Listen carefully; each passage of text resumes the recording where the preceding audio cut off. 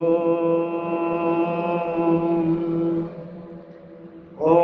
సహనా భవతు సహనౌ భునక్తు సహ వీర్యం కరవావహై తేజస్వినావధీతమస్తు మా విద్విషావహై. ఓం శాంతి శాంతి శాంతి. హరి ఓం శ్రీ గురుభ్యో నమః. హరి ఓం.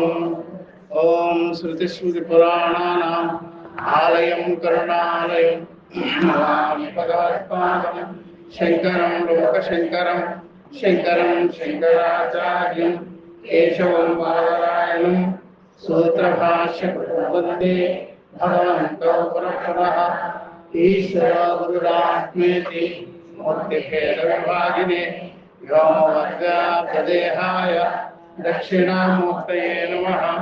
సర్వాత్మదర్శనం తద్వత్ ద్వైతబుద్ధివినాశనం యస్య బోధే భవే సిద్ధిః తస్మై శ్రీ గురవే నమః.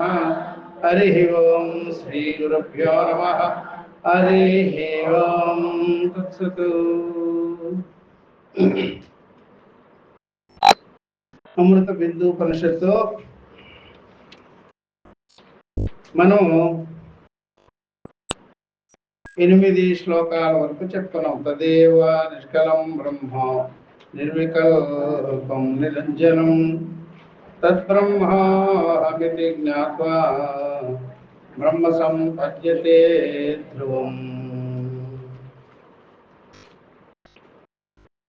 ఇప్పుడు 9వ శ్లోకంలో నిర్వికల్పం అనంతం చ హేతుదృష్టాంతవర్జితం అప్రమేయం అనాదిం చ యజ్ఞాత్వా ముచ్యతే బుద్ధః. నిర్వికల్పం అనంతం చ హేతుదృష్టాంతవర్జితం అప్రమేయం అనాదిం చ యజ్ఞాత్వా ముచ్యతే బుద్ధః.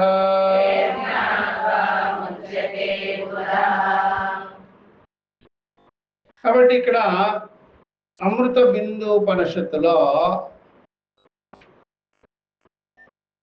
ఇక్కడ ఆత్మాచ బ్రహ్మ, బ్రహ్మైవ అమృతం, ఆత్మైవ ఇదగం సర్వం, ఆత్మైవ అమృతం అనేటువంటిదే ఆత్మ అన్నా బ్రహ్మం అన్నా వేరు కాదు. జీవాత్మల భేద సిద్ధాంతం కాదు, ఇది ఏకత్వ సిద్ధాంతము అనే. అందుకనే ఈ బిందువు కూడా అమృతమే. బిందువు అంటే ఉపాధి అని.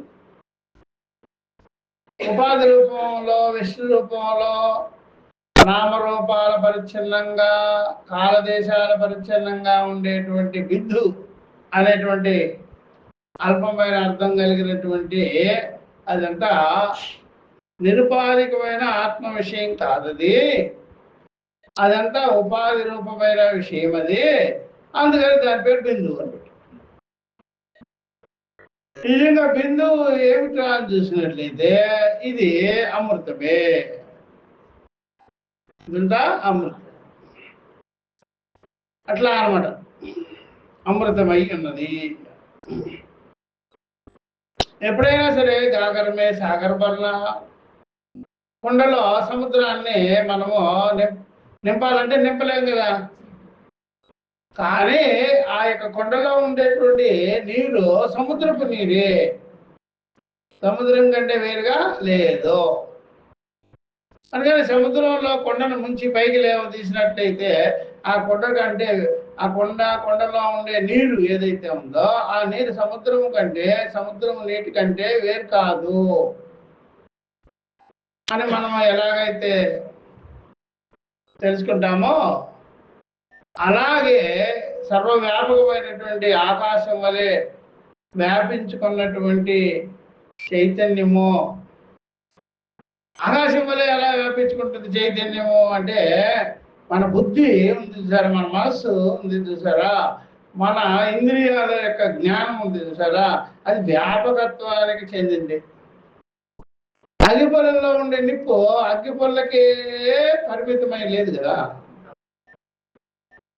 అగ్గిపొలం ఏం చేస్తుంది, ఆ నిప్పు ఏం చేస్తుందండి, ఇది సంస్థాన్ని తగలబెడుతుందా అంటే ఎందుకు తగలబెడతాయా, ఒకసారి గీస్తుడు. అగ్గిపొల్ల దృష్టితో అది అల్పంగా కనిపించవచ్చు,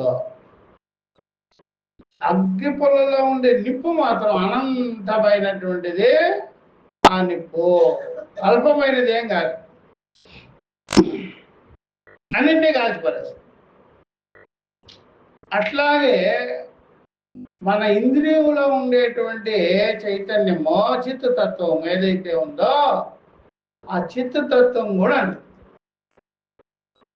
అందుకని ఒక కన్ను అనంతమైన రూపాలు చూస్తుంది. ఒకే కన్ను, ఒక కన్ను అనంతమైన రూపాలని చూడగలుగుతుంది.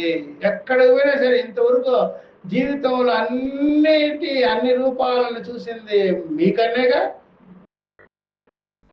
అలా మీ చెవే కదా శబ్దాలన్నీ వినగలిగింది. కాబట్టి అనంతమైన శబ్దాలని వినేది ఎవరు? చైతన్యమే. అయితే చెవిలో ఉండే చిత్తత్వమే, చెవిలో ఉండే చిత్తత్వమే అలా కంటిలో ఉండేటువంటి చైతన్యమే ఆ విధంగా అన్నిటినీ చూడగలుగుతుంది. చూసేదానికి పరిమితంగానే ఉంది, కానీ దాని యొక్క లక్షణం వ్యాపకంగా ఉంది, వ్యాపకమైంది దాని లక్షణం. అది అలాగే మన బుద్ధిలో ఉండే చైతన్యం కూడా, ఆ చిదాత్మ కూడా వ్యాపకమైంది, ఆకాశం వలె సర్వవ్యాపకమైంది కాబట్టి అనంతమైంది. కాబట్టి ఆ బిందు రూపంలో ఉండేటువంటి ఆత్మ అమృతం ఉందో, ఆత్మ అవినాశి తత్వం ఏదైతే ఉందో అది కూడా వ్యాపకమై ఉన్నది. అందుకనే ఈ ప్రకారంగా వాళ్ళు ఏదేది అమృతమో అది అనంతమైనటువంటిది, అనంతంగా ఉంది. అందువల్ల దానిలో వికల్పాలు చేసేదానికి వీలు లేదు. నిర్వికల్పం. వికల్పాలు ఎప్పుడు చేస్తారు తెలుసా? ఇదే అదే అనేది, అది కావచ్చు ఇది కావచ్చు అనేది. పరిమితి ఉంటే, పరిచ్ఛిన్న భావం ఉంటే, అల్పభావం ఉంటే వికల్పాలు చేస్తారు. రెండవది లేనిది వికల్పాలు చేసేదానికి ఒకటే చేరుంది అనుకోండి, ఇంకోటి చూపించండి దీనికి, ఇంకోటి ఏం లేదు, ఒకటే ఉండేది. ఒకటే ఉంటే ఏం చేస్తారు? వికల్పాలు. అందుకని కళ్ళు మూసుకొని పండమే. ఇంకో పక్కన కానీ ఇంకో గాని చీర కానీ ఉన్నదంటే దీనికి వికల్పాలు. దాన్ని బట్టి ఇది, దీన్ని బట్టి అది చూస్తాం. అప్పుడు సజాతీయము విజాతీయము సదర భేదము. ఒకే తత్వం ఉంది, రెండవది లేదు అంటే వికల్పాలకి అవలేదు. అది నిర్వికల్పం. ఈ అమృతత్వమైనటువంటి జ్ఞానము వికల్పాలు లేనిది. వికల్పాలు లేనిది అల్పమైనది కాదు, అందుకని అనంతం. చూసారా, అట్లాగా విచారం చేసుకోవాలి. లైన్ బై లైన్ దేనికి వికల్పాలు ఉండదో, కల్పనలకి తావులేదో, ఇది అది అనే సందేహాలకి తావులేదో అదేంటి? అనంతం. వికల్పాలు లేనిది అనంతము, రెండవది లేనిది కూడా అనంతం. రెండవది లేదు అంటే అనంతం. ఇప్పుడు మన మనసు ఉంది, మన మనసులో ఒక జ్ఞానం ఉంటుంది, ఆ జ్ఞానం శరీరేంద్రియాలకు సంబంధించింది ఉంటుంది, ఉపాధికి సంబంధించి అంటే దేహేంద్రియాలకు సంబంధించి ఉంటుంది, కాళ్ళు చేతులు దానికి సంబంధించింది ఉంటుంది, దేశానికి సంబంధించింది ఉంటుంది, కాలానికి సంబంధించింది ఉంటుంది, రూపానికి సంబంధించింది ఉంటుంది. అదంతా కలిపి చూసారా వికల్పాలు అల్పం, అది అనంతం కాదు. అట్లా మన మనసులో ఉండే జ్ఞానం కూడా దేహేంద్రియ ధర్మాలదే అయితే, కాలదేశాలదే, నామరూపాలదే అయితే అది అనంతము. అదే బ్రహ్మజ్ఞానం ఉంది మనసులో, అహం బ్రహ్మ, నేను బ్రహ్మమై ఉన్నాను అనేది. వికల్పాలు సరే, అప్పుడు మనసులో బ్రహ్మజ్ఞానము ప్రకాశించింది అనుకోండి. బ్రహ్మ ప్రకాశించడం అంటే తెలియడం, అవగతం కావడం. ఎందువల్ల ఇప్పుడు మనసులో నేను జీవుడు, దుఃఖి, సంసారి అయింది. ఎవరు మనసులో అయినా కదిపితే ఏమొస్తుందమ్మా? ఏమొస్తుంది? పుణ్యం వస్తుందని, పాపం పోతుందని, ఇట్లాంటి మాటలే. నేను అల్పుడు, దీనుడు, దుఃఖి, సంసారి ఎలాగుంటాయి మనసులో కదిపితే. అప్పుడు అల్పం కదా, అది అనంతం కాదు కదా. అప్పుడు ఆ జ్ఞానము అల్పమైన జ్ఞానం, ఉపాధి జ్ఞానం కాబట్టి వికల్పాలు ఉంటాయి. అది అవును కాదనేది. అదే అనంతమైన జ్ఞానం కానీ ఆ మనసులో ఉంటే ఆ మనసుకి వ్యాపకంగా ఉండాల్సిందే కానీ మనసుకి భిన్నంగా ఉండదు. వ్యాపకమైన జ్ఞానము, అది వ్యాపకమైన. అట్లా ఈ జ్ఞానాన్ని మనము కలిగించుకొని ఉన్నాం అనుకోండి, అప్పుడు మన జ్ఞానము అల్పమైనది కాదు కాబట్టి, వికల్పాలు లేదు కాబట్టి, అప్పుడు మీ మనసుకి ఆటుపోట్లు ఉండదు. ఆటుపోట్లు ఉండదు. వెలితికుండా ఏం చేస్తుంది? సౌండ్ చేస్తుందా చేయదా? నిండుకుండా అది. ఆ వెలితి జ్ఞానం ఉంది కదా, అల్ప జ్ఞానం ఉంది కదా, పరిమితమైన జ్ఞానం ఉంది కదా. జ్ఞానం అంటే తెలుసు కదా మీకు. బుద్ధిలో ఏదైనా తెలివి తెలుసుకోవడం ఉంది కదా, అది అల్పమైనది అయితే మీ మనసు కదిలిపోతూ వికల్పాలకి లోనవుతూ ఉంటుంది. అవునా కాదా అది భావాలు జీవితంలో అది వెళ్ళిపోవాలి. వికల్పాలకి లోనయ్యేటువంటి మీ బుద్ధిలో స్ఫురించే జ్ఞానం ఏదైతే ఉందో అది కానీ ఉంటే మనసు షేక్ అయిపోతుంది. ఎప్పుడైనా సరే ఒక బిందులో ఒక గ్లాస్ వేసి మీ కారులో కానీ స్కూటర్లో కానీ పెట్టుకొని పోతుంటే ఎలా ఉంటుంది? సౌండే గలగలగలలాడుతుంది కదా. అప్పుడు ఎవరైనా సరే ఏం చెప్తారు ఉపాయము? దాని చుట్టూ నువ్వు ఏదైనా కాగితాలో, గడ్డో, ఏదో స్పాంజో ఏదో పెట్టరా, ఫుల్గా నింపేసినాం అనుకున్నాకో గ్లాస్ ఏం చేస్తుంది? సౌండ్ చేయదు, చేయదు. అట్లా మన బుద్ధిలో అల్పమైన జ్ఞానం ఉందనుకోండి, శరీర ఇంద్రియాలకు సంబంధితమైన జ్ఞానం ఉన్నంత వరకు చించల భావంగా, వికల్పాల భావంగా చచ్చిపోయేగా ఉంటాయి. కాబట్టి ఆ బుద్ధి చాంచల్యమే మీకు ఒక రకమైన సమస్య, దుఃఖం, మనోవేదన, ఫుల్నెస్ లేదు మీలో. అదే నిండు జ్ఞానం ఉందనుకోండి, హాయిగా పడుతుంటారు. నిండుగా సంపాదన ఉండాలి, నిండుగా జ్ఞానం ఉండాలి. చెప్పండి. నిండుగా సంపాదన ఉన్నదనుకోండి, ఒక సాధువు గారికి ఎప్పుడైనా ఒక ఒక ఒక ప్రాపర్టీ రాసిచ్చామనుకోండి, ఒక బిల్డింగ్, ఒక పొలము, ఇంకా అంతే, వాడు అప్పటి నుంచి సంసారం అయిపోతాడు. అంటే మీరు వాడికి సన్యాసి ఇవ్వాల్సింది పోయి సంసారం ఇచ్చేసాడు. ఇంకా దాంతో సాధన సాధ్యాలు చేసుకుంటూ ఉంటాడు. ఏం చేస్తుంటాడు? సాధన సాధ్యాలు చేసుకుంటుంటాడు. కర్త, కర్మ, క్రియ, ఫల భేదం. మీకేమో ఆయన ఫుల్ జ్ఞానం ఇస్తే మీరు ఆయనకే సంసారం చేసాడు. అర్థమైందా? మీకు ఆయనకి పూర్ణ జ్ఞానం ఇస్తుంటే కదలకుండా ఉండరా అని, అచలముగా ఉండరా అని, స్థిరముగా ఉండరా అని, మీరేమో ఆయనకి ఏదో ఒక విషయాలు ఇచ్చేసేసి కదులుతూ పని చేసుకుంటూ ఉంటారు. ఎప్పటికైనా మనం ఏమన్నా ఇచ్చామనుకోండి, ప్రాపర్టీలవి వాడిని సంసారంలో తోసేసి మళ్ళీ వాడు కొద్ది రోజులు చేసి చేసి చేసి చేయలేక మళ్ళీ ఇంకోటికి ఇచ్చిపోతుంటాడు. మళ్ళీ వాడు సంసారం చేసేస్తాడు. ఏమైనా చేసుకోండి, మీకు ఏదైనా వచ్చిందంటే ఇంకా దానికి పని చేసుకుంటూ అది ఎట్లా చెప్తారు స్వామి మీరు అంటే, సరేలే నేను ఇంకో రకం చెప్తా. మీకు ఒక గజాన్ని ఫ్రీగా డొనేట్ చేస్తా. ఏదనుకుని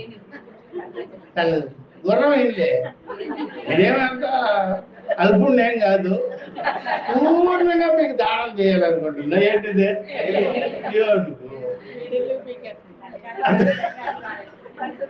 ఏమవుద్ది? దానికి దానం పెట్టలేక అప్పులు చేసి చివరికి సర్కస్ వాడికి అమ్మేస్తాడు. ఆ సర్కస్ వాడికి టికెట్లు ఎవరు కొనకపోతే వాడికి కూడా అమ్మేస్తాడు. చివరికి దాన్ని ఎక్కడుందో అడవులోకి అక్కడ పంపించేసి ఎంత చూస్తావు వాడిని జాబు అడవిలో.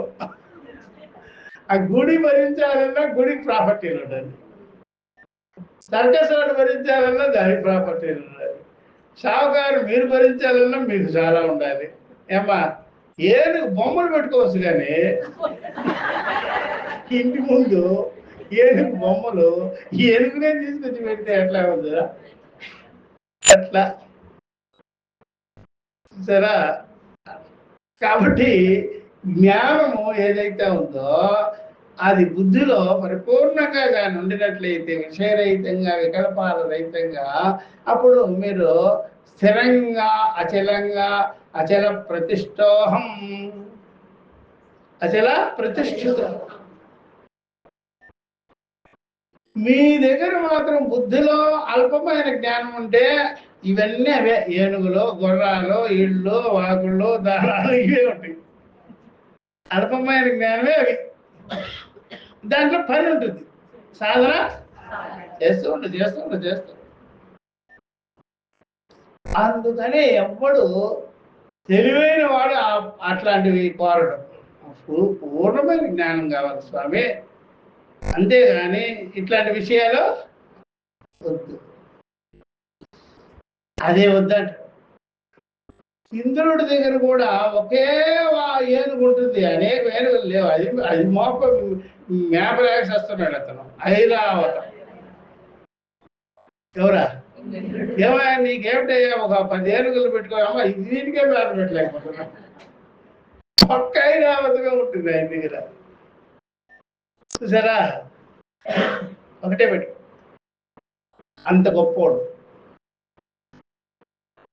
మనకి మన పని అవుతుంది.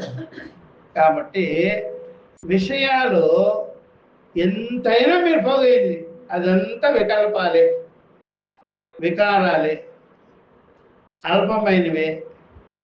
కాబట్టి మన దగ్గర జ్ఞానం ఉండాలి, పూర్ణ జ్ఞానం ఉండాలి. ఆ పూర్ణమైన జ్ఞానం ఏం చేస్తుందంటే మనసుని వికల్పాలకి గురి కాకుండా, సంశయానికి గురి కాకుండా, చిత్తచాంచల్యానికి గురి కాకుండా మిమ్మల్ని స్థిరంగా పెడుతుంది. అందుకని స్థిరమైన జ్ఞానం సంపాదించుకున్నారనుకోండి, ఎక్కడికి పోవాల్సిన వల్ల అర్థమైనా? ఎక్కడికి? అప్పుడు మీరు ఏమంటారంటే, స్వామి ఇంతటి స్థిరమైన జ్ఞానాన్ని మా ఊర్లోనే చెప్పబోయారా అంటే, ఏంటి చెప్పింది? మీ ఊర్లోనే చెప్పాలి జ్ఞానము. టైం చూసుకుంటూ వినేది, వెళ్ళిపోవాలి, వంట చేసుకోవాలి అని మీరు. స్థిరమైన జ్ఞానము చూసారా, కర్మకాండ లేని చోట మీకు చెప్పాలి. అదే ఋషికేశం కాబట్టి సరిపోయింది, ఎక్కడ గేట్ దాటలేదు. ఇప్పుడు మీరు అర్థమైందే?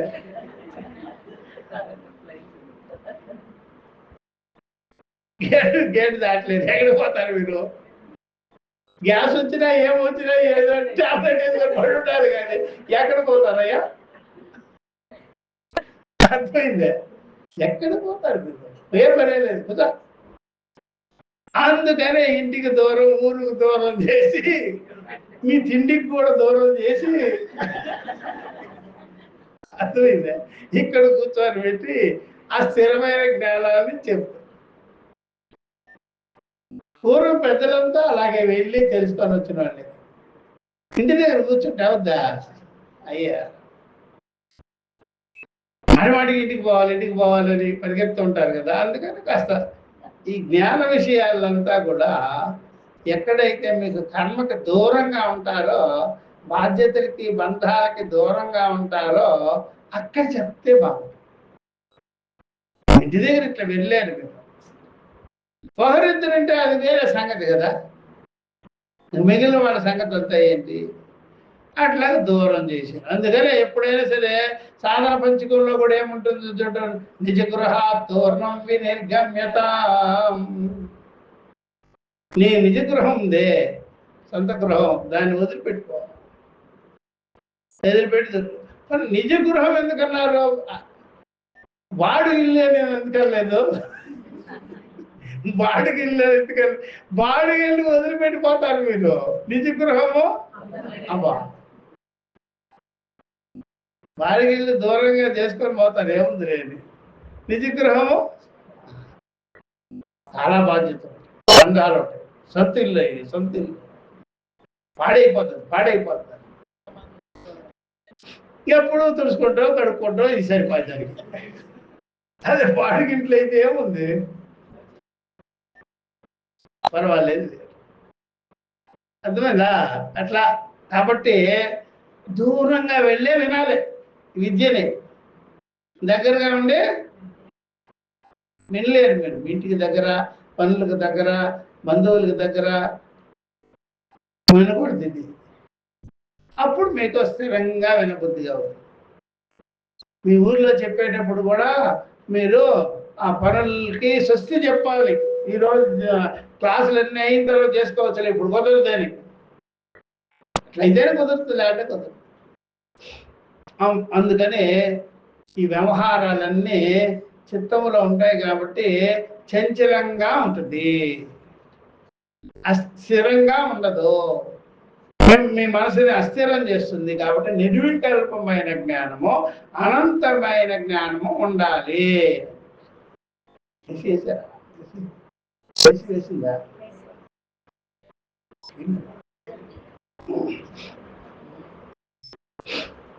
నిర్వికల్పం అనంతం చ హేతు దృష్టాంతవర్జితం అని చెప్పి, దీనికి హేతువులు దృష్టాంతాలు లేవు.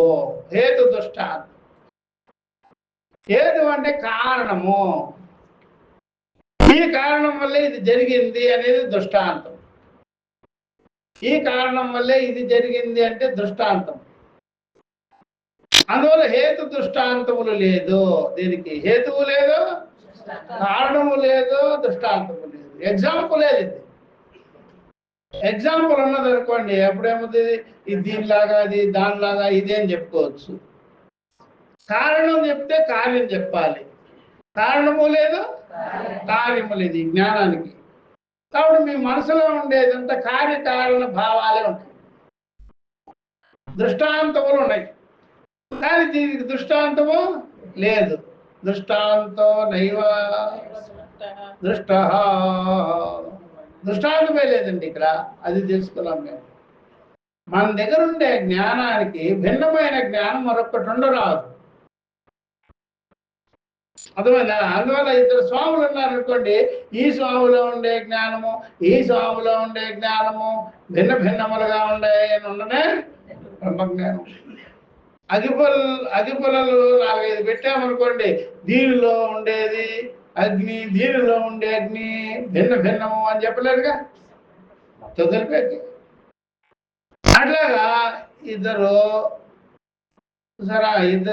జ్ఞానులు, ఇద్దరు సాధువులు, వాళ్ళలో జ్ఞానము భిన్న భిన్నాలుగా ఉండలే ఒక్కటే. అందుకనే ఆ జ్ఞానాన్ని మీరు తెలుసుకోవాలంటే దృష్టాంతాలు లేవు. ఇట్లా కూర్చోవాలి జ్ఞాని, ఇలా బట్టలు వేసుకోవాలి, ఇట్లాగే ఉండాలి అనేది లేదు. దృష్టాంతము లేదు, కారణము లేదు. దీనివల్ల వచ్చింది అనేది. అందువల్ల జ్ఞానం అనేటువంటిది నామరూపాలతో కనిపించేది కాదు.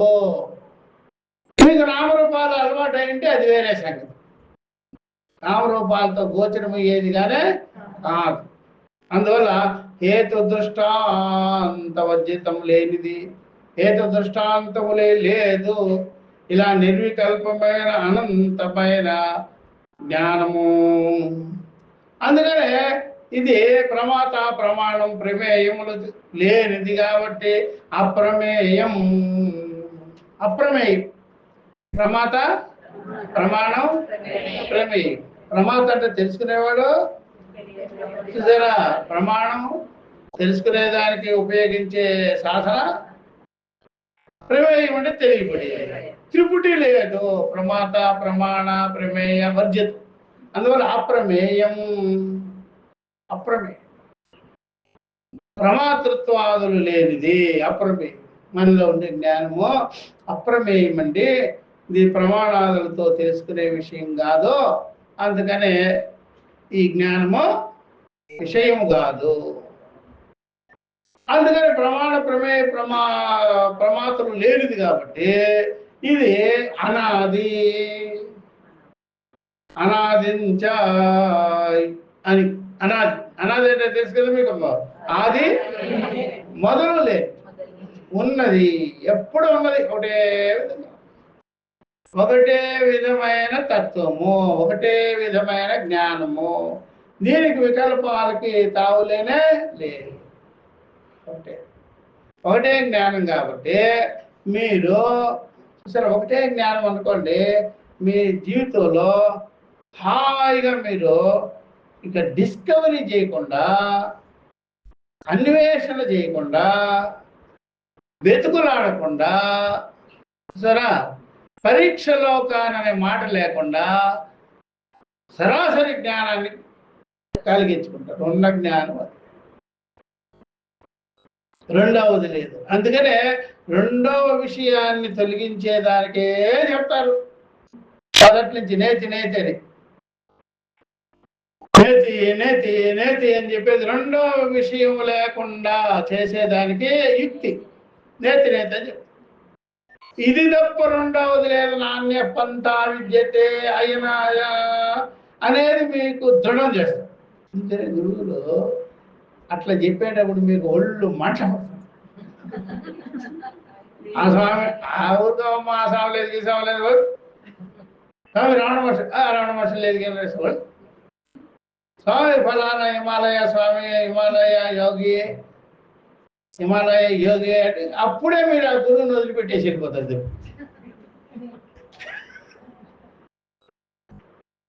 ఎందుకని రెండవది తీసేస్తున్నారు కదా.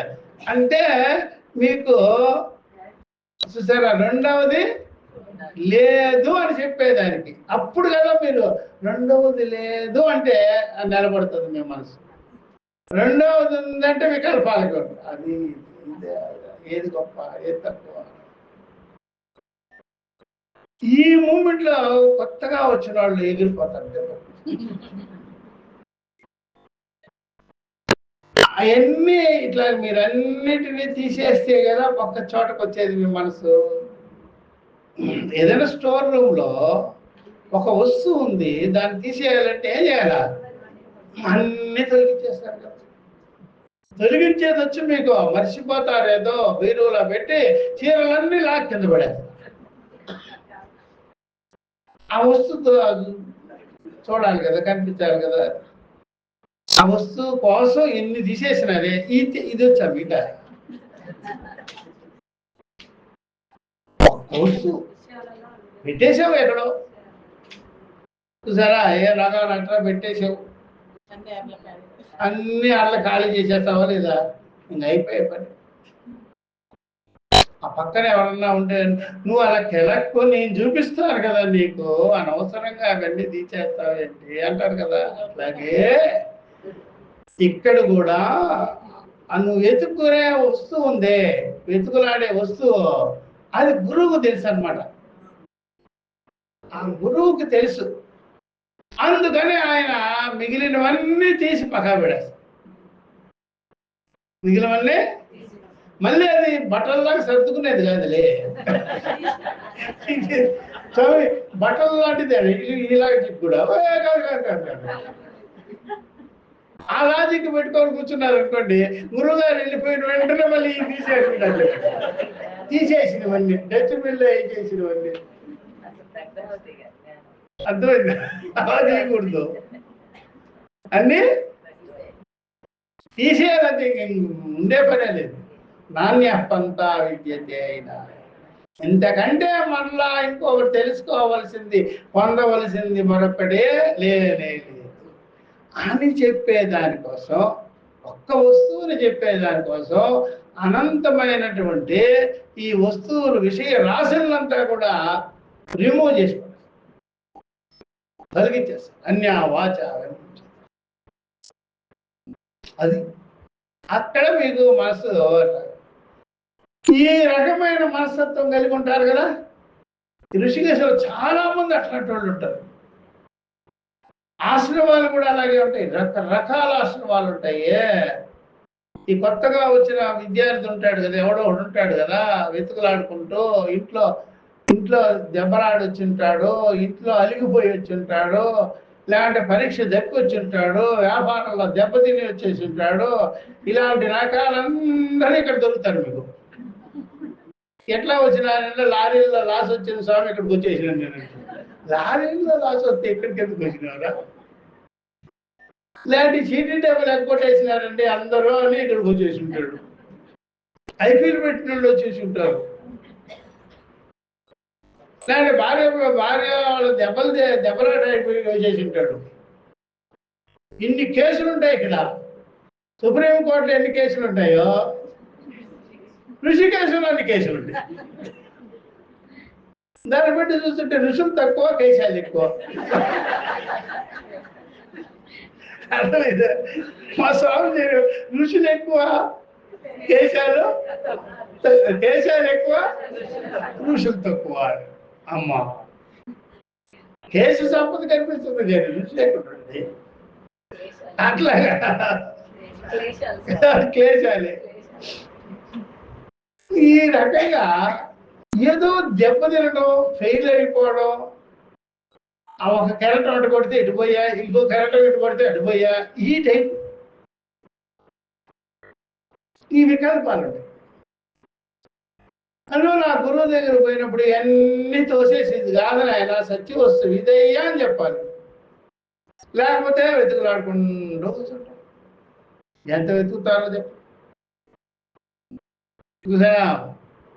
హిమాలయన్ యోగి అంటాడు ఒకడు. ఏన్ని వెతుకుతాడు. రజనీకాంత్ కూడా అలాగే ఎతికాడు కదా, వెళ్ళిపోతాడు అక్కడ పోయి. హిమాలయ యోగి, ఒక యోగి కథ చదివేసి ఉంటాడు పాపం పొరపాటుగా. ఒక యోగి కథ రజనీకాంత్ పాపం దారిలో పడ్డాడు. వినాలి అప్పుడు. ఇప్పుడు అర్జునుడికి అదే కదా ప్రాబ్లం వచ్చింది.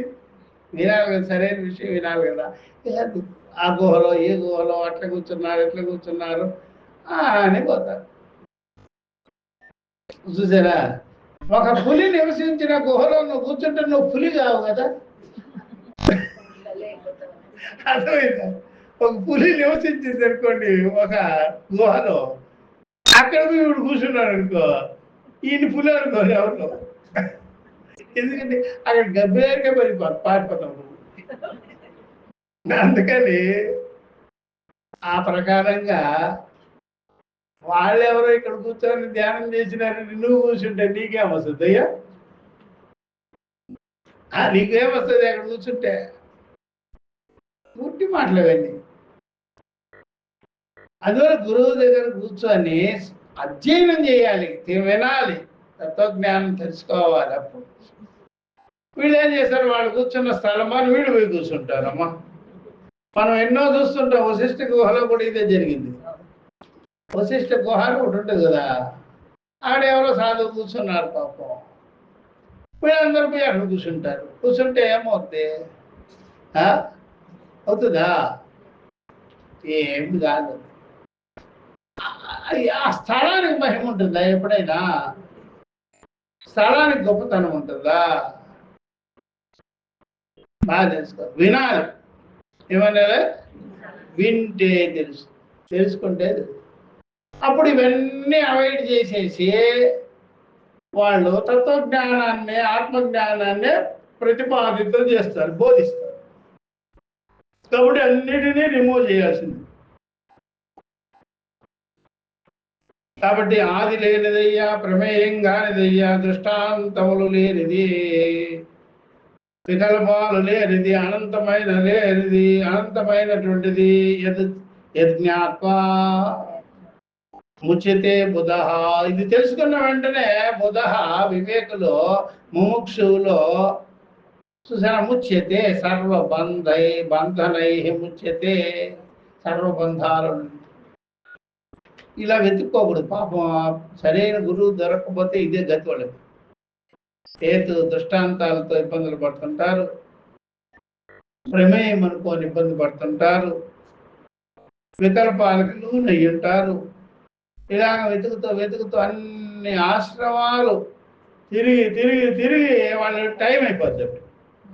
తిరుగుతారు పాపం తెలియక. అది అంటారు, ఇది అంటారు, అన్ని చోట్ల ఎన్ని ఉంటాయో చెప్పలేదు.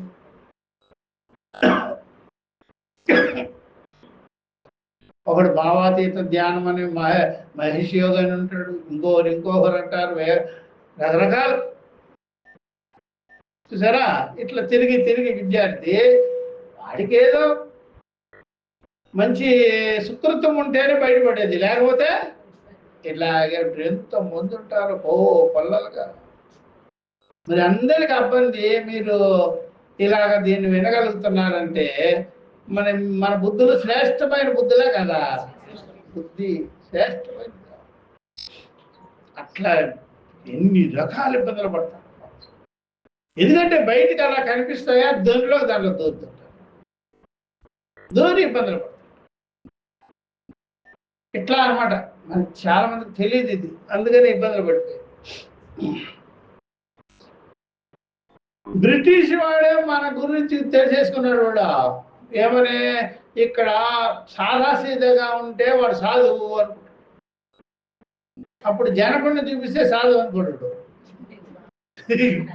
జనకుడు శ్రీకృష్ణుడిని చూపిస్తే మహాజ్ఞాని అయినా మహాయోగి అని అనుకోడు ఎవడు. ఆయన భోగలాలసాలతో ఉన్నాడు రా బాబు. జనకుడిని చూపిస్తే ఏమనుకుంటారండి, సాధువా?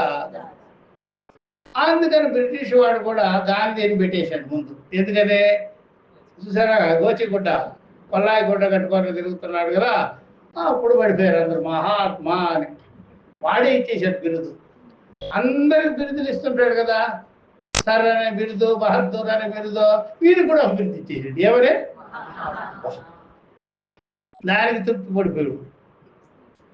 ఇది అందరికి ఇబ్బంది అయిందా లేదా? అయ్యా, బ్రిటిష్ వాడు నీకు బిరుదు ఇవ్వటమే, నీ అంతటి నువ్వు ఉండకుండా.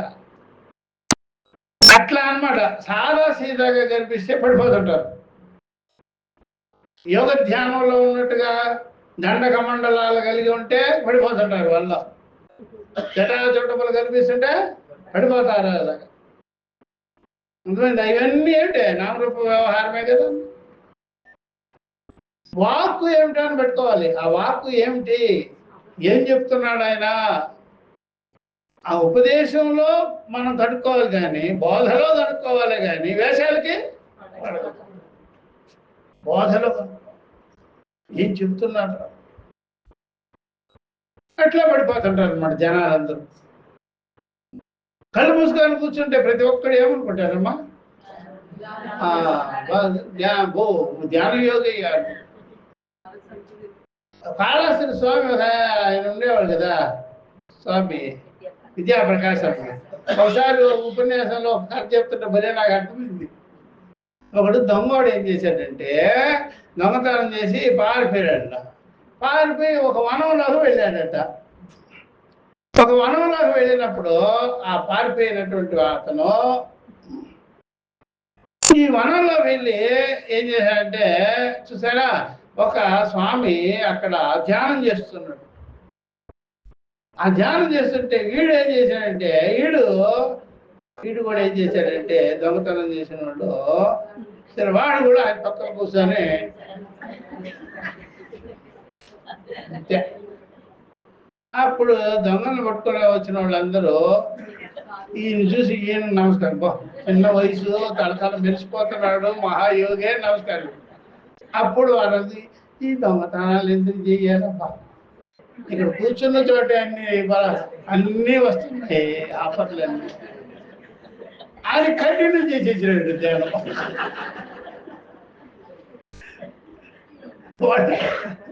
బోధకి వాల్యూ ఎట్లేవాడు, జ్ఞానానికి ఇగో ఇది ఈ ప్రదర్శన చేశాడు కదా, అందుకని మీరు కూడా తెచ్చినట్టు అప్పటి నుంచి వాడు ఈ ధ్యానం చేయడం మొదలు పెట్టాడట. ఇంకెందుకబ్బా ఊరికి ఆ ఇంటికి కన్నాలు పెట్టడం, లేనిపోని వెళ్ళి ఇదే బెటర్గా ఉంది. అది అర్థమైందా? ఏమిటమ్మా కాబట్టి అది ఊరికే అది ఎంత ఊరికే స్టైలే కానీ ఫోటో స్టైలే కదా అదంతా. పూర్వం ఫోటోలు తీసుకునే వాళ్ళు ఎలా తీసుకుంటున్నారు తెలుసు కదా మీకు. ప్రతి ఒక్కడు భగవద్గీత భక్తులు అనగానే భగవద్గీత ఫోటో పెట్టుకునేది, ఫోటో దిగేది. అంటే వీళ్ళు అందరూ ఏమనుకోవాలి, భగవద్గీత మరి ఒకసారి చదువు ఒక శ్లోకం అంటే రాలేదు అదయ్యా. షోయింగ్ అంట. ఈ ప్రకారంగా దానికి మనకు వస్తుంది ధ్యాన ముద్ర, తపో ముద్ర, దండ కమండల ముద్ర, ఇవన్నీ దీనికే మనకు వస్తుంది. ఇది విశ్వామిత్ర తపస్సు అయ్యాడు.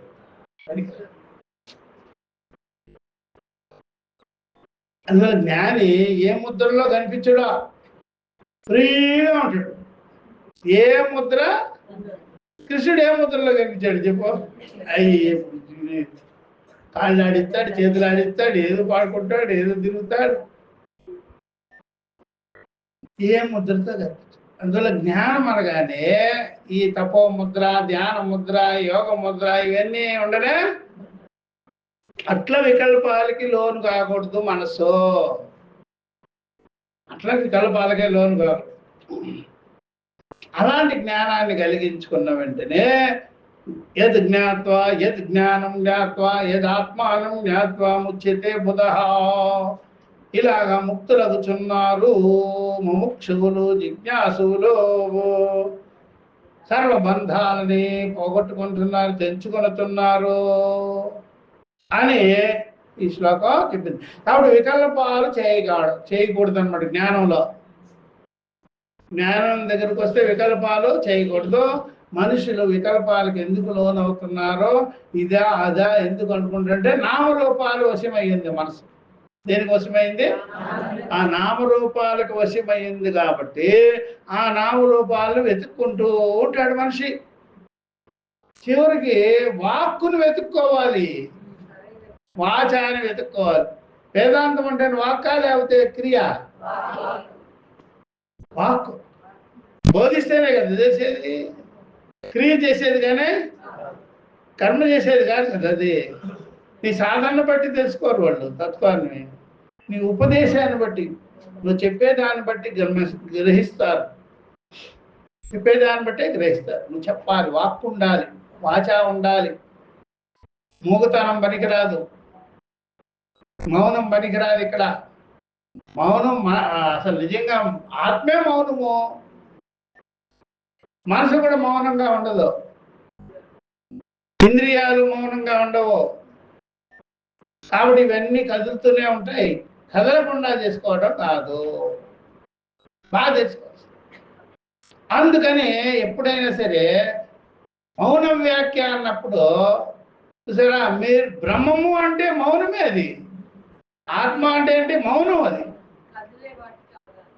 చూసారా, శరీరేషు అశరీర, చూసారా, అనవస్థేషు అవస్థిత. కాబట్టి మౌనము అనగానే నువ్వు వేదాంతం చెప్పావు, అది మౌనం. అది అకర్మ అనుకోండి. నువ్వు జ్ఞానాన్ని బోధించటము అకర్మే, వస్తుతంత్రం. అది కర్తృతంత్రం కాదు కదా. జ్ఞానం అంటే వస్తుతంత్రమే కానీ కర్తృతంత్రం కాదు. వస్తూనే చెప్తుంది అది. ప్రమాకరణం ఇది ప్రమాణం. ప్రమా అనేటువంటి జ్ఞానం యథార్థమైన జ్ఞానం ఉందే, తృచి ప్రత్యయం లేనిదే యథార్థ జ్ఞానం, కర్తృత్వం లేనిది. ఎక్కడెక్కడ తృచు మీరు కర్తృత్వాన్ని కలుపుతారో అక్కడంతా కర్మ, కర్మరహితమైనటువంటిది. అందుకనే అనేక రకాలు లోకంలో విషయాలు మనకు గోచరం అవుతున్నా సరే అవన్నిటిని నేతిగా తొలగిస్తేనే ప్రమాణం అవుతుంది. అతద్ధర్మాధ్యారోపకేణ మాత్ర నివర్తకత్వాత్ శాస్త్రం ప్రమాణం. 2వ అధ్యాయంలో చెప్తారు శంకరాచార్యుల వారు. అతద్ధర్మ అధ్యారోపణ మాత్ర నివర్తకత్వ శాస్త్రం ప్రమాణం. ఏది అధ్యసింపబడినదో అతద్ధర్మము, తద్ధర్మము కానిదో దానిని మాత్రమే నిషేధించటం, తొలగించటం, నివృత్తి చేయడం జరుగుతుంది. కానీ చూసారా, ఇదిగో ఆత్మ అని చెప్పేది కానీ అధ్యాస నివృత్తి ఏవ జ్ఞానం. అధ్యాస నివృత్తి మాత్రంలోనే జ్ఞానం కలుగుతుంది. ఇప్పుడు మీకు అధ్యాస నివృత్తిలో మీరు బాగా అభిమానం పడే వస్తువులన్నీ ఉంటాయిగా. అసలు మీరు అభిమానం పడే వస్తువులన్నీ కూడా అధ్యాస నివృత్తిలోనే ఉన్నాయి. దేర్ఫోర్ అవన్నీ పోయినాయి అనుకోండి, అప్పుడు మీరు గురువు గారి మీద కోపం, అన్ని తొలగిచ్చేస్తున్నారు ఈ స్వామి, ఏ అధ్యాసని మాకు ఉంచటం లేదు. సరే, అందుకని ప్రారంభంలో ఎవరైనా సరే వేదాంత ఉపదేశానికి వచ్చినప్పుడు, వేదాంత బోధకు వచ్చినప్పుడు నివృత్తిలోనే వీళ్ళు కూడా నివృత్తి అయిపోతుంది. అంతే కూడా ఒకరో ఇద్దరో మిగులుతారు. మీరు ఎందుకు మీరు ఇంటే ఇష్టం స్వామి అందుకని కూర్చున్నామంటాడు. అంటే నేను చెప్పే బోధ ఇష్టం లేదనమాట. నేను చెప్పే జ్ఞానం ఇష్టంలా, నైనంటే ఇష్టమా పిత, ఇట్లా ఉంటుంది. కాబట్టి ఆరోపాలే ఉంటాయి మన దగ్గర, అన్ని ఆరోపాలే ఉంటాయి. ఆరోపాలన్నీ ఎప్పుడు వరకు అయితే అపవాదం కాదో అప్పుడు వరకు మీకు యథార్థ జ్ఞానము, మీ సొంత జ్ఞానము, స్వరూప జ్ఞానము తెలియనే తెలియదు, కలగనే కలగదు. దేర్ఫోర్ నేతి అంటే అది వికల్పాలంతా తొలగించాలి. ఇది కాదని స్థూలము కాదు, సూక్ష్మము కాదు అని తొలగించాలి. అందుకనే మీకు ఏది జ్ఞానం ఉందో అది కాదు, జ్ఞేయమే జ్ఞానం. జ్ఞేయమేవ జ్ఞానం. మీకుండేది ఏదైతే ఉందో అది జ్ఞానం. ఏం జ్ఞానము? అధ్యాసిత ఆరోపిత జ్ఞానం. ఆరోపింపబడిన జ్ఞానమే మీ దగ్గర ఉంది. ఆ జ్ఞానము అవిద్య. ఆ జ్ఞానం అంటే విపరీత అధ్యాసే కదా మీ దగ్గర. తాడుని పట్టుకొని పాము అనుకున్నారు. ఆ పాము జ్ఞానం ఉంది మీ దగ్గర, తాడు జ్ఞానము. దేర్ఫోర్ తాడు జ్ఞానము జ్ఞేయము, సర్ప జ్ఞానము అది ఉంది మీ దగ్గర. అజ్ఞానమే జ్ఞానం మీ దగ్గర ఉండేది, అజ్ఞానమే. దేర్ఫోర్ భ్రాంతి జ్ఞానము, భ్రాంతి జ్ఞానమే ఉంది. దేర్ఫోర్ ప్రమేయం ఉంది మీ దగ్గర. ప్రమాత ఇంద్రియముల ద్వారా తెలుసుకున్న ప్రమేయ జ్ఞానం ఏమిటది? సర్ప జ్ఞానం, సర్ప భ్రాంతి జ్ఞానం. ఇప్పుడు దాన్ని కదా తొలగించేది. తొలగిస్తే ఇంక మిగిలేది ఏముంది? ఆడే. అట్లాగా ప్రమాదే మిగలాలి, ప్రమాద జ్ఞానమే కలగాలి. తెలుసుకునేవాడే చూసారా ఆత్మ. జ్ఞాత ఏవ ఆత్మ, శ్రోత ఏవ ఆత్మ అని చెప్పరా ప్రధాన అట్లా. కాబట్టి ఎప్పుడు వరకైతే మీ యందు ఆరోపాలు సమూలంగా నివృత్తి కాదో అతద్ధర్మ అధ్యారోపణ మాత్ర నివర్తకత్వ శాస్త్రం ప్రమాణం, అప్పుడు వరకు తొలగించాలి. చూసారా, ఎన్నో మిగిలి ఉంటాయి సైడ్ బై సైడ్. అందుకని కంటిన్యూగా శ్రవణంలోనే మీకు జ్ఞానం కలగాలి. కానీ ఫర్దర్ పక్కకు పోయి చేయవలసిన సాధనేమే. పక్కకు పోయి మీరు ఏదైనా సరే ఓన్గా చింతన చేయాలన్నా అహంకారం లేచి వచ్చేస్తుంది. మనసు లేచి వచ్చి సమర్థించేస్తుంది. అందుకని అన్ని గురుముఖత ఏవ అవగంతవ్య విషయ. గురువు దగ్గరే అర్థమవ్వాలి మొత్తం. అది శ్రవణమైనా సరే, మననమైనా సరే, నిధిధ్యాసనమైనా సరే, ప్రత్యేకంగా ఇండివిజువల్గా మీరు చేయవలసింది ఏమీ ఉండదు. ఏమన్నా ఊరికే ఏమన్నా చెప్తుంటే కష్టంగా ఉంటుంది మీకు. చెప్పేవాడు దొరుకుతాడా ఎవడైనా? ఇంట్లో కూడా వ్యవహార విషయాలు చెప్తుంటే భలే కోపం వస్తుంది. ఊరికే చెప్తారు ఎందుకని. అర్థమైందా? ఇంటి గృహ విషయాలు కూడా చెప్తుంటే కష్టంగానే ఉంటుంది. చెప్పేవాడికి అది చూసారా? చెప్పేవాడు ఎందుకు చెప్తాడు? ఏదో బాధ్యత ఉండి చెప్తుంటారు. ఇట్లా కాదు, ఇట్లా చేయకూడదు, ఇట్లా చేయకూడదు అని వీళ్ళు కోపం వచ్చేస్తుంటుంది. చెప్పేవాళ్లే లేనప్పుడు నువ్వేం చేస్తావు? అప్పుడు ఏం చేస్తావు? ఇష్టం వచ్చినట్టుగా చేస్తావు, లేకపోతే ఏమన్నా జరిగితే దెబ్బ పడు. అట్లాగే ఇక్కడ కూడా చెప్పేవాడిని చులకనగా చూడకూడదు, బోధించేవాడిని తక్కువగా అంచనా వేయకూడదు. ఎవరైనా లోకంలో చేసేవాడిని ఒప్పుకుంటారు కానీ చెప్పేవాడిని ఒప్పుకోరమ్మా. నీకోసం తయారుగా చెప్తారు ఎవరైనా. చేసేవాడికి చెప్పేది ఉండదు. చేస్తుంటాడు కర్మకాండ, మనం చూస్తూ ఉంటాము. వాడు యజ్ఞం చేస్తుంటాడు, నువ్వు చూస్తుంటావు. పూజ చేస్తుంటాడు, చూస్తుంటాము. ఏమొచ్చింది నీకు? ఏమైనా అర్థం ఉందా? కాబట్టి ఆ విషయాలు ఇష్టం. చేసే విషయాల దగ్గరికి వెళ్ళడం, ఆ హోమాలకు వెళ్తారు, యజ్ఞాలకు వెళ్తారు, పూజలకు వెళ్తారు, వ్రతాలకు వెళ్తారు, చూసారా? కానీ ఇక్కడ ఉపదేశించేవాడు ఉపదేశించేటప్పుడు ఎంత కష్టంగా ఉంటుందో. ఎందుకని ఉపదేశానికి చూసారా, బోధకి ఏం కావాలి? ప్రతి బోధ విదితం మతం అంటాం కదా. ఏం కావాలి? బుద్ధి కావాలి. వీనికి బుద్ధి కావాలి, వినేవానికి కూడా బుద్ధి కావాలి. ఆ బుద్ధి మామూలు బుద్ధి కాదు, అంతర్ముఖమై ఉండాలి, శమధమాలు కలిగించుకొని ఉండాలి. శమధమాలు సంస్కారం లేకుండా బుద్ధికి, సంస్కారం లేకుండా బుద్ధికి అవగాహన కాలే. అందుకనే వాళ్ళు చెప్పి చెప్పి చెప్పి చెప్పి అంతర్ముఖం చేయిస్తారు. సాధన ఏం లేదు దీనికి. ఉపదేశమే సాధనము, శ్రవణమే సాధనము. ఆ శ్రవణంలోనే మననం ఇంక్లూడింగ్ అయి ఉంటుంది. నిధిధ్యాసన కూడా దానిలోనే ఫలితం అవుతుంది. మొత్తం కలిపి శ్రవణం. వాక్యార్థ విచార మాత్రేణ ఏవ జ్ఞానం భవతి అంటారు సురేశ్వర. వాక్యాదేవ భవతి జ్ఞానం అంటే విచారించుకునే సమకాలంలోనే నీకు జ్ఞానం కలుగుతుంది. అయ్యా, శ్రవణంలోనే జ్ఞానం కలుగుతుంది. మీరు ఇంతకాలం శ్రవణం చేసేటప్పుడు మీకు ఎంత అవగాహన కలిగింది, ఎంత నిశ్చయం కలిగిందో చూసారా? అదే చెప్పకుండా సాధన చేయిస్తే కలుగుతుందా? ఎక్కడేసిన ముంగడు అక్కడే ఉంటుంది. బెల్లం పట్టిన రాయిలా పడి ఉంటారు. చెప్పి చెప్పి చెప్పి చెప్పి అవగాహన కలిగిస్తేనే మీకు ఆ చిత్తం ఏమైంది? ప్రకాశితం అవుతుంది, జ్ఞానంతో ప్రకాశం అవుతుంది. లేకపోతే అదంతా మామూలు. అందుకనే శ్రవణంలోనే జ్ఞానం కలగాలి. శ్రవణాన్ని వదిలిపెట్టరానే రాదు. అందుకనే కొన్ని ఆ శ్రవణం చేసేటువంటి పద్ధతులు కూడా గమనించుకోవాలి. గృహంలో ఉండేటప్పుడు శ్రవణం చేయడం కొంతమందికి సాధ్యం కావచ్చు, కొంతమందికి సాధ్యం కాదు.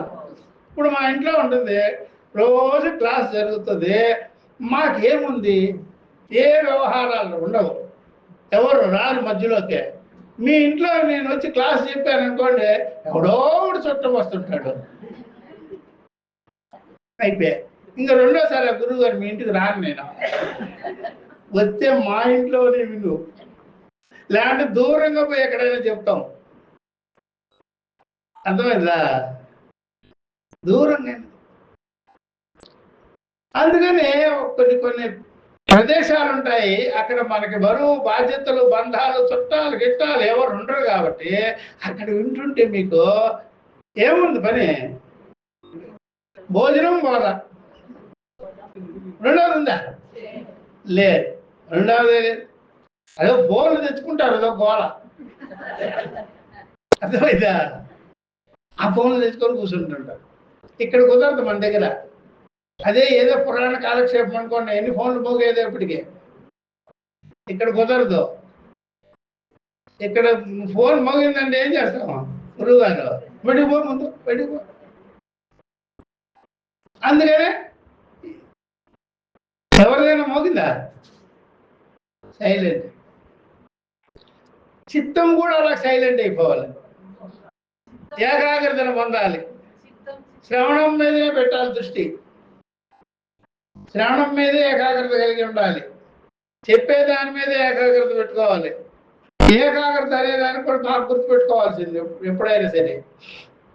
ఏకాగ్రత అంటే చూసారా, శంకరాచార్య వారు ఎప్పుడైనా చూసారా, మనసు మీద దృష్టి కలిగి ఉండడమే ఏకాగ్రత. నాసికాగ్రం అనే దానికి కూడా మీరు చెప్పారు ఆయన అర్థం 6వ అధ్యాయంలో. నాసికాగ్రం అంటే ఇది కాదా, అర్థమైందా? ఈ ముందు ముక్కు కాదు. వాడు ఎవడో చెప్తాడు శ్వాస మీద ధ్యాస, శ్వాస మీద ధ్యాస అని. శ్వాస మీద ధ్యాస కాదు, దోశ. శ్వాస మీద ధ్యాస ఏంటని మొహం. మనసు మీద ధ్యాస అని చెప్పు. మనసు సంకల్పాలు ఏం చేస్తున్నాయి, రాగద్వేషాలు, ఇష్టానిష్టాలు, ద్వంద్వాలు, దాని మీద దృష్టి పెట్టాలి అని చెప్పు. కానీ శ్వాస మీద ధ్యాస అంటే ఏమవుతుందిరా నీకు? శ్వాస మీద ధ్యాస చేసినా చూసారా, సైకిల్ ట్యూబ్ ఉంది కదా, గాలి కొడతాం కదా, దాని మీద పెట్టినా ఒకటే. దాంట్లో నుంచి గాలి వస్తుంటుంది, దీంట్లో నుంచి గాలి వస్తుంటుంది. అర్థమైందా? గాలి సంకల్పాలు వస్తాయి మనసుకి, దాని మీద దృష్టి, దాని మీద దృష్టి. శ్వాస మీద దృష్టి పెడితే నీకు వివేకం కలుగుతుందా? సరసత్ వివేకం కలుగుతుందా? గుణదోష దర్శనం కలుగుతుందా? దృక్దృశ్య వివేకం కలుగుతుందా? ఆత్మానాత్మ చింతన ఉందా? ఏమన్నా ఉందా దాంట్లో? మనసు మీద. ఈ మనసు చేసే సంకల్పాలు సత్యమా అసత్యమా, సత్తా అసత్తా అని గుణదోష దర్శన అభ్యాసం అనేది కలిగి ఉండాలి. ఇదే ఏకాగ్రత. కాబట్టి ఈ పైన ఉంది చూసారా, ముక్కుకు పైన, అదే ఏకాగ్రత. ఏముంది? నాసిక అగ్రం అంటే మనసు. నాసికకి అగ్రం ఎవరు? మనసు. మనసే అగ్రం. సర్వేంద్రియాలకు అగ్రం. అది ముందున్నది ఎవరా? అంతఃకరణమే కదా. కాబట్టి బాహ్యకరణాలకి అంతఃకరణమే అగ్రం. తదేవ ఏకాగ్రత. ఆ మనసు మీద దృష్టి కలిగి ఉండటమే. మనసుని అబ్జర్వేషన్ చేసుకోవాలి. అప్పుడు మీకు అర్థమవుతుంది మనసులో వచ్చేటువంటి సంకల్పాలు వికల్పాలు వస్తూ పోతున్నాయి. తత్సాక్షియ, నేను ద్రష్టగా ఉన్నాను. ఈ రకంగా శ్రవణంలో తెలుసుకున్నప్పుడు మీరు అంతఃకరణాలకు విలక్షణంగా నిలబడతారు, గుణదోష దర్శనం చేస్తారు, సదసద్వివేకం చేస్తారు. అప్పుడు అంతఃకరణంలో అన్ని తొలగిపోతాయి. విద్యతే హృదయ గ్రంథి ఛిద్యంతే సర్వ సంశయా క్షీయంతే చాస్య కర్మాణి తస్మిన్ దృష్టే పరావరే తస్మిన్ ఆత్మానం దృష్టే అహమస్మితి.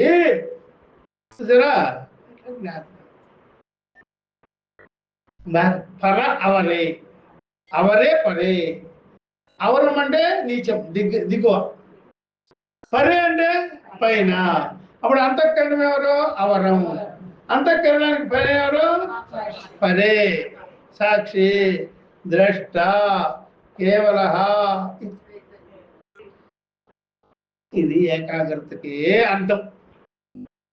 అంతేగాని చిత్తాన్ని నిలపాలనుకోకూడదు. చిత్తములో ఉండేవేమిటి అని తెలుసుకోవాలి. అందుకనే పతంజలికారుడు చెప్పింది యోగ చిత్త నిరోధ అనేది రాంగ్, అది తప్పదు. చిత్తవృత్తులు నిరోధమే చేస్తే ఏం లాభం నీకు? చిత్తవృత్తులు ప్రక్షాళన చెయ్యాలి, చిత్తవృత్తులను విచారించుకోవాలి, సరసత్ వివేకం చేయాలి. అప్పుడు సత్తు నిలబడుతుంది, అసత్తు వెళ్ళిపోతుంది. ఫిల్టర్ చేయాలి కదా. అది జల్లిస్తే ఏమొస్తుంది? అట్లాగా కాబట్టి చిత్తవృత్తులు నిరోధము కంటే కూడా నిశ్చయం చేసుకోవాలి. సత్సత్తులు ఆత్మానాత్మ వివేకం అప్పుడు తొలగిపోతుంది. అందువల్ల చిత్తవృత్తులని సమూలంగా అణిచివేయడము, గట్టిగా పట్టుకోవడము, ఈ ప్రకారంగా హఠ ప్రయోగాలు చేయకూడదు. ఎందుకంటే రోజు వ్యవహారం చేసుకుంటాం కదా, మనము వ్యవహారం చేయాల్సిందే కదా. అందుకని ఆత్మజ్ఞానము లేకపోతే బ్రహ్మజ్ఞానము ఇవన్నీ జీవన్ముక్తి లక్షణం. ఇది జీవించుకోవడానికే. ఆత్మజ్ఞానం అన్నా, మోక్షం అన్నా, ముక్తి అన్నా, కైవల్యం అన్నా ఇవన్నీ జీవనం చేసేదానికే, పారిపోయేదానికి కాదు, వదిలిపెట్టేదానికి కాదు. అంటే నువ్వు ముక్తుడై జీవించుకోవాలి, మోక్షం పొంది జీవించుకోవాలి. బంధంలో జీవితం ఉండదు. బంధంలో ఏం జీవితం ఉంటుందో? హ్యాపీనెస్ ఏమన్నా ఉంటుందా? సంతృప్తి ఏమన్నా ఉంటుందా? ఉండదు. అందువల్ల చిత్తవృత్తులని వివేకం చేసుకొని జీవించుకోవాలి, సతసత్ వివేకం చేసుకొని జీవించుకోవాలి. అట్లా అనమాట. అదే బిగపట్టుకొని కూర్చోవడం కుదరనే. మరి జీవితం ఎలాగా జీవించుకోవాలి కదా.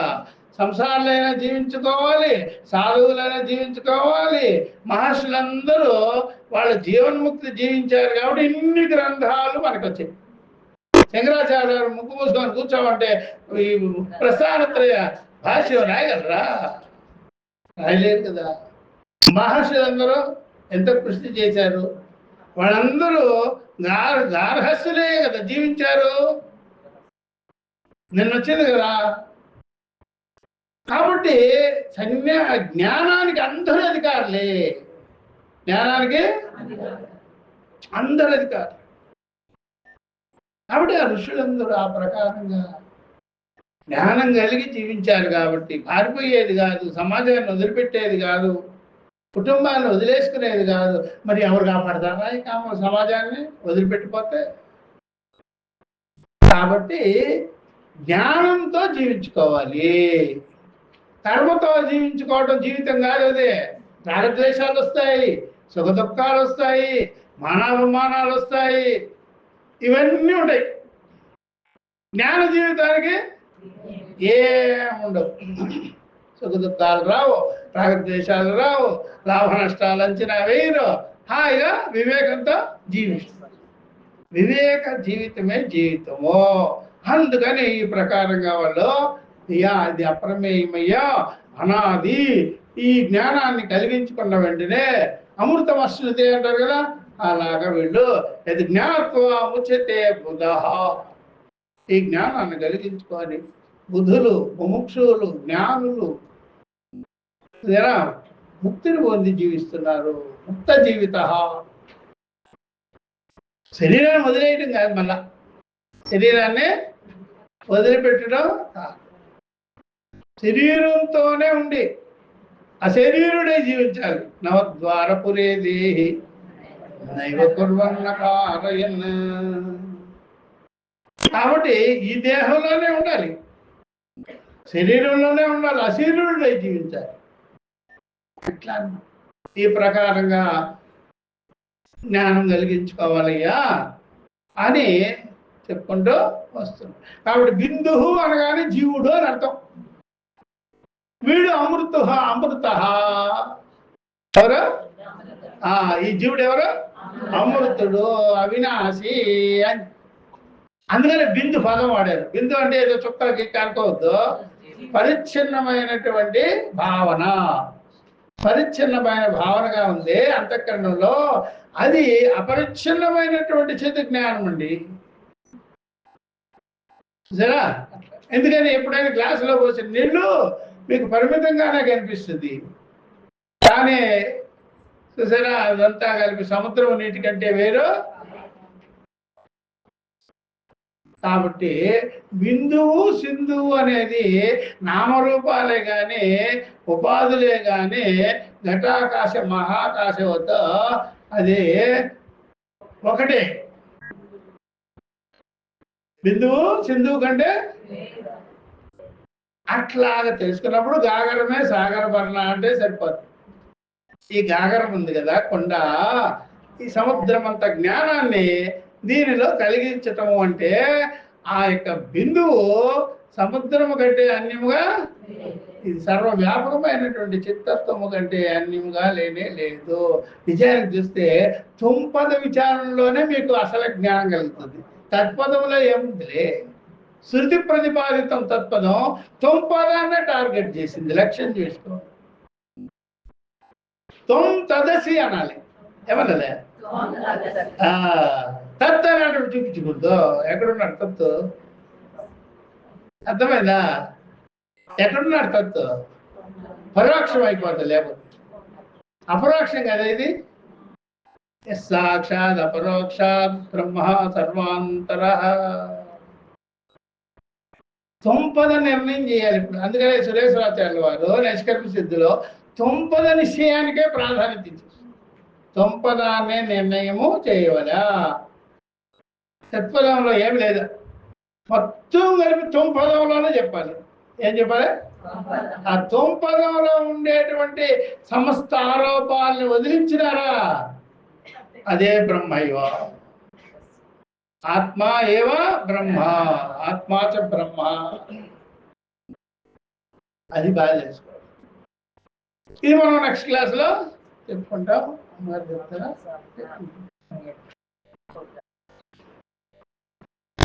ఓం సహనావతు సహనో భునక్తు సహ వీర్యం కరవావహై తేజస్వినావధీతమస్తు మా విద్విషావహై.